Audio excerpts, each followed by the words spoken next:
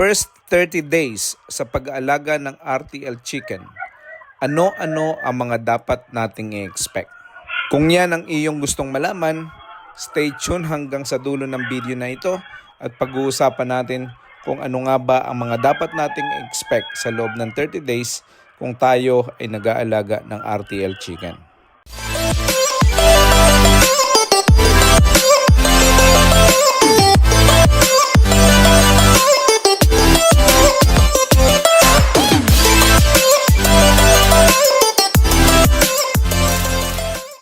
Days 1 to 7.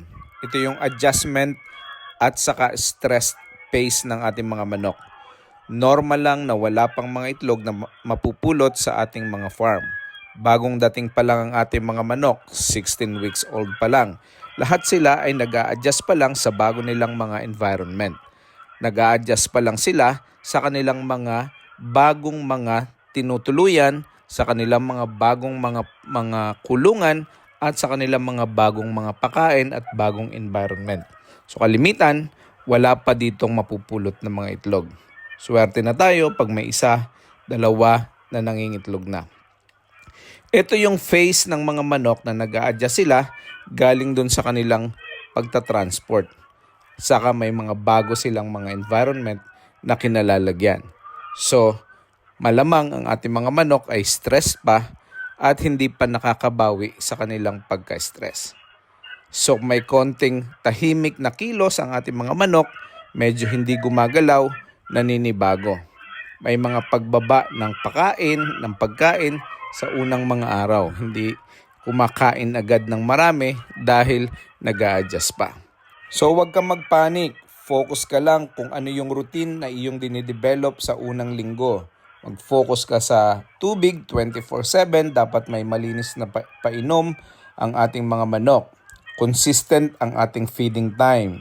Huwag pa bago-bago at saka huwag nating i-stress yung environment ng ating mga manok. Kung maaari, maglagay tayo ng music. Kung sa ganon, ang ating mga manok ay masanay sa maingay na environment na sa ganon, hindi lalo sila ma-stress at maging settled sila sa kanilang bagong environment at sa kanilang mga bagong kulungan para na sa ganon maging maayos sila.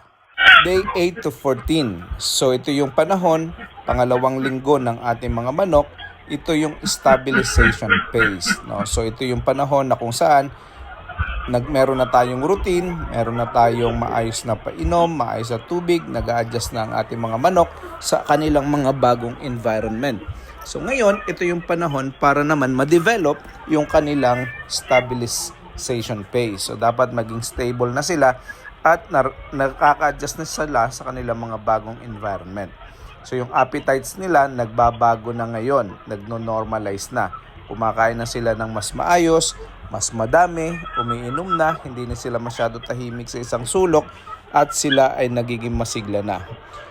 Nagiging active na sila at nagiging respondent na sila sa mga pinapagawa mo sa kanila. Pag nagbigay ka ng tubig, umiinom na sila. Pag pinapakain mo sila, kumakain na sila ng marami.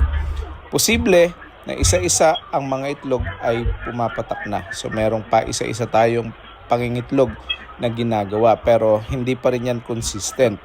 Yung unang mga itlog ay maliliit pa lang. So magsisimula yan sa mga pullet, magsisimula yan sa extra small hanggang sa palaki na sila ng palaki at padami na ng padami. So egg production is irregular. Minsan, ngayong araw na ito, 15, minsan mas madami, minsan biglang bababa. Do not expect daily eggs pa kasi hindi pa nga consistent ang kanilang pagbibigay o pagpuproduce ng mga itlog. Continue consistency. Huwag tayong mag-experiment. No? So kung ano na yung ating system na inilagay, kung ano na yung routine na binigay natin sa ating mga manok, yun na lang ang ating gawin. Huwag tayong pabago-bago. So sa first 2 weeks, ito yung ating mararanasan. So yung appetite nila nagno-normalize, yung ating mga manok nagiging more active at nagbibigay na sila ng paisa-isang itlog hanggang sa ito ay dumami na pag tagal ng mga araw. Day 15 to 21. So ito yung pa-third week na ng ating mga manok. Ito yung tinatawag nating early laying phase. No? So mas madalas na ang mapupulot mong itlog sa mga manok na inaalagaan mo ngayon. Mas masisipag na sila, mas matatakaw na silang kumain, at saka mas masisigla na sila. Yung mga egg sizes na mga itlog na ating napupulot ay maliliit pa rin. So yung merong mga extra small, may small at may pailan-ilan na itong mga medium. So dapat yun ang ating i-expect. Hindi pa rin ito fully nangingitlog lahat. Mararanasan natin na yung iba ay hindi pa nangingitlog. So wag nating madaliin, wag nating persahin dahil itong mga to ay mag-i-increase ng sarili niya. Production will slowly increase kapag hinayaan lang natin sila. Wag natin silang madaliin dahil may phase sila na talaga na pangingitlog nila. May days na maraming itlog, may days uli na may mga kukonti. Avoid overfeeding kasi hindi yan makakatulong sa ating mga manok para lamang ma-push yung production. So kapag in-overfeed natin, tataba ang ating mga manok, magkakaroon tayo ng mga problema kasi mahihirapan silang mangitlog at mahihirapan din tayo kasi meron tayong magiging mga mortalities. Hindi natin yan gusto dahil kapag tayo namatayan ng isang manok, sigurado tayo na agad yan ay kabawasan sa ating puhunan. So, day 15 to 21, early laying phase. Yan yung panahon na mas madalas nang mangingitlog ang mga manok pero maliliit pa rin at hindi pa consistent.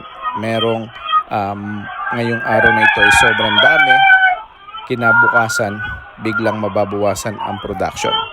Again, wag nating i-overfeed ang mga manok at wag natin persahin agad na bigyan ng pampaitlog sa mga painumin. So, yung mga supplements para mangitlog agad, hindi pa natin yan ibibigay. Wala pa rin tayong lighting program na ibinibigay dito. Okay? So, yun. Day 22 to 30. Ito yung pattern recognition phase. So, yung ating mga manok, meron na silang established na routine, meron na silang pattern na sinusunod.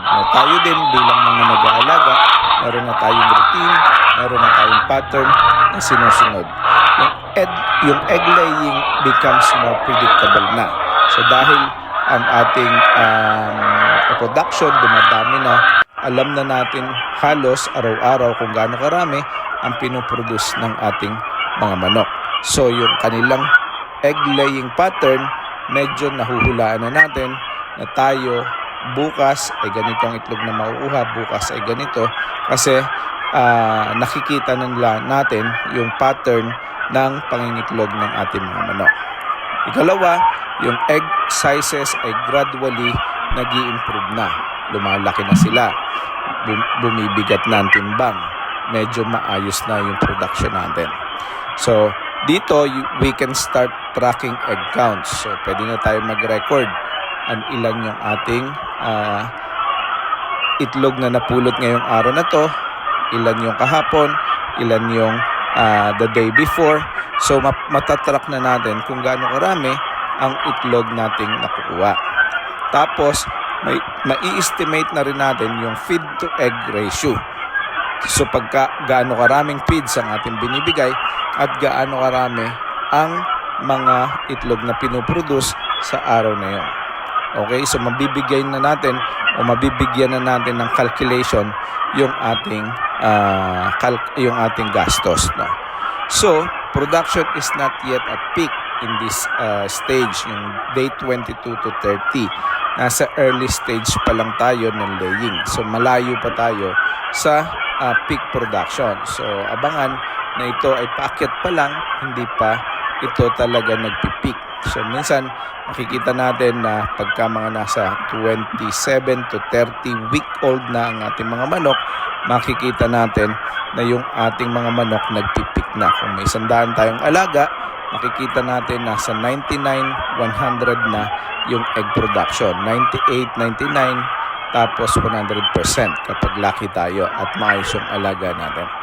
So this observation stage, not optimization stage, ito yung panahon na inobserbahan natin yung pagtaas ng itlog ng ating mga manok, yung pagtaas ng production, at ito yung panahon na nakikita natin na nagbibunga na yung ating pinaghihirapan.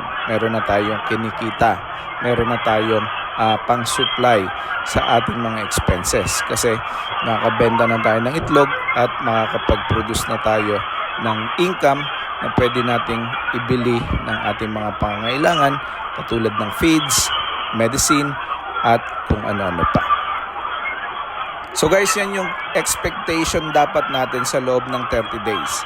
Kapag ang ating expectation ay mas mataas, medyo may problema tayo. Dapat ilagay natin yung expectation natin dun sa tama. Para na sa ganon, hindi tayo nagmamadali at hindi tayo nalulungkot kung sakali na ang ating expectation ay hindi nami-meet. No? So dapat meron tayong expectation na naka-level dun sa production sa unang buwan ng ating mga manok.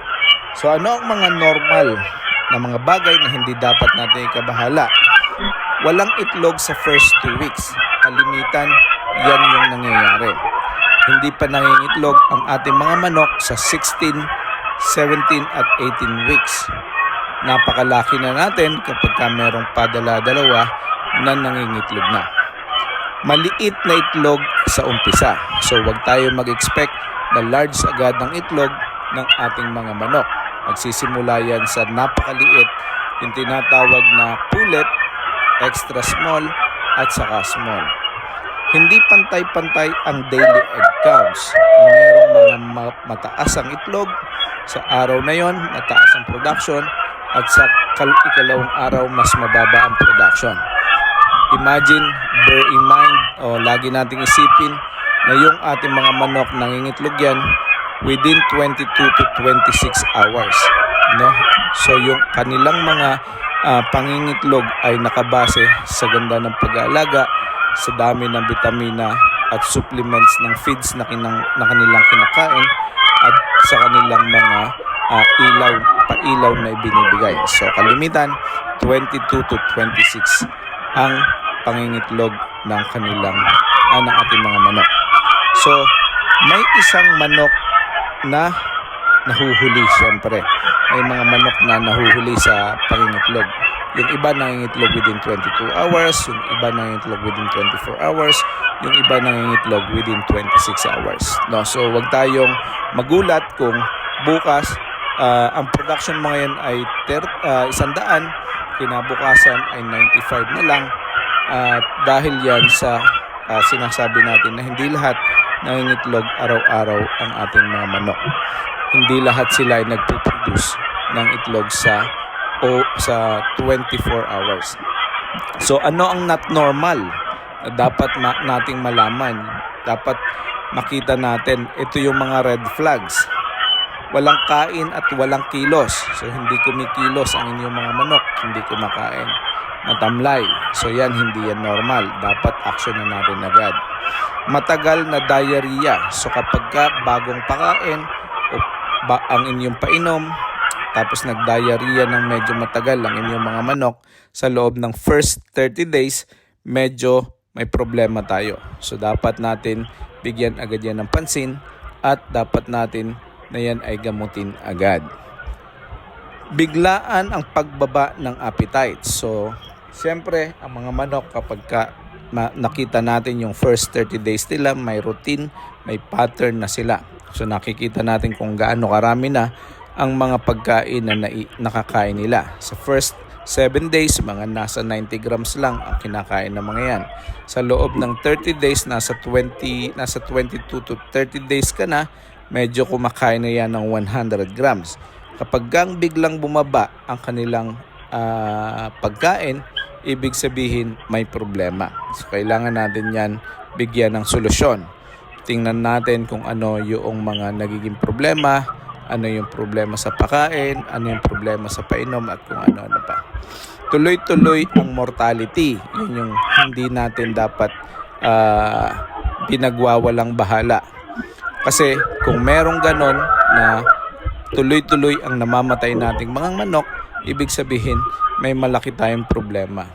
Paisa-isa, 2, 3 o minsan inaabot ng 5 ang mortality sa isang araw, medyo may problema tayo. So make sure na yan ay nabibigyan natin ng pansin. Tingnan natin kung may sakit ang ating mga manok o stress ba nakakamatay, init ba nakakamatay, dehydration ba nakakamatay o anumang nagiging problema para makita natin at masolusyonan kung ano ang ating magiging magandang gawin. Reality checks para sa ating mga beginners, no? Yung first 30 days, adjustment ang kailangan nating ipino-focus, hindi profit. No, wala muna tayong ni-expect na profit. Gastos pa rin ang period na ito, hindi pa ito income. Kita comes after the stability. So yung buong buwan ng first 30 days, stability ang gusto natin. Kapag ka tayo ay may stable ng routine, maayos na, stable ng ating mga manok, doon pa lang tayo magsisimulang kumita. Ang goal natin sa unang buwan is matatag na yung ating sistema at maximum na yung output ng ating mga manok. So yun ang ating dapat in-expect sa loob ng 30 days. Kung nakarating ka sa dulo ng video na to at sa tingin mo ay may nakita kang kapaki-pakinabang sa mga pinag-usapan natin, baka naman pwede mong i-subscribe ang ating channel at pakishare na rin. Kung ikaw ay mag-aalaga ng RTL Chicken, paki-comment naman kung taga-saan ka at kung ilan ang heads na gusto mo alagaan. Yun lang, maraming salamat. God bless and see you all sa susunod nating video. Bye-bye!